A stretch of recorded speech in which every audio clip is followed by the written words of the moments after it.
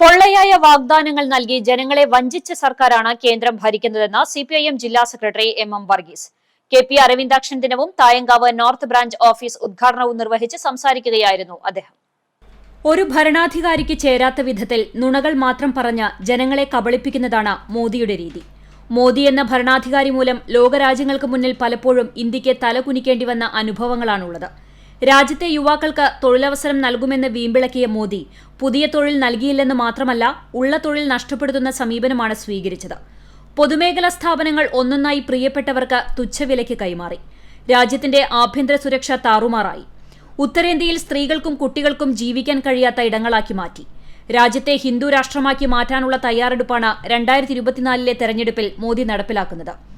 സിപിഐഎമ്മും ഇടതുപക്ഷവും ഇതിനെ ശക്തമായി ചെറുക്കുമെന്നും വർഗീസ് കൂട്ടിച്ചേർത്തു. തായങ്കാവിൽ നടന്ന കെ.പി. അരവിന്ദാക്ഷൻ ദിനാചരണ ചടങ്ങിൽ സിപിഐഎം ഏരിയ സെക്രട്ടറി എം.എൻ. സത്യൻ അധ്യക്ഷനായി. തുടർന്ന് കഴിഞ്ഞ 2019 തെരഞ്ഞെടുപ്പിനെ തുടർന്ന് അധികാരത്തിൽ വന്ന സന്ദർഭങ്ങളിൽ ആ രണ്ട് സന്ദർഭങ്ങളിൽ നമ്മുടെ രാജ്യത്തെ ജനങ്ങളുടെ മുമ്പിൽ വെച്ച വാഗ്ദാനങ്ങൾ കേന്ദ്ര സർക്കാരിന് കഴിഞ്ഞിട്ടില്ല എന്നതാണ് യാഥാർത്ഥ്യം. ഒട്ടേറെ വാഗ്ദാനങ്ങളാണ് അതാണ് BJP നമ്മുടെ രാജ്യത്തെ ജനങ്ങളുടെ മുമ്പിൽ വെച്ച വാഗ്ദാനം. പക്ഷേ തൊഴിലില്ലായ്മയ്ക്ക് പരിഹാരം കണ്ടെത്താൻ കഴിഞ്ഞിട്ടുണ്ടോ?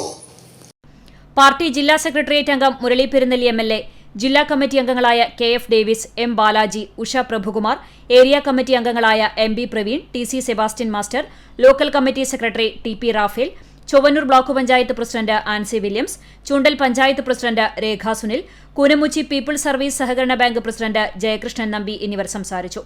ചൂണ്ടൽ പാറപ്പുറം സെന്ററിൽ നിന്ന് ആരംഭിച്ച പ്രകടനത്തിന് PT Jose, CD Vasudevan, M Peethambaran, CA Gopi, Ramesh ചൂണ്ടൽ എന്നിവർ നേതൃത്വം നൽകി.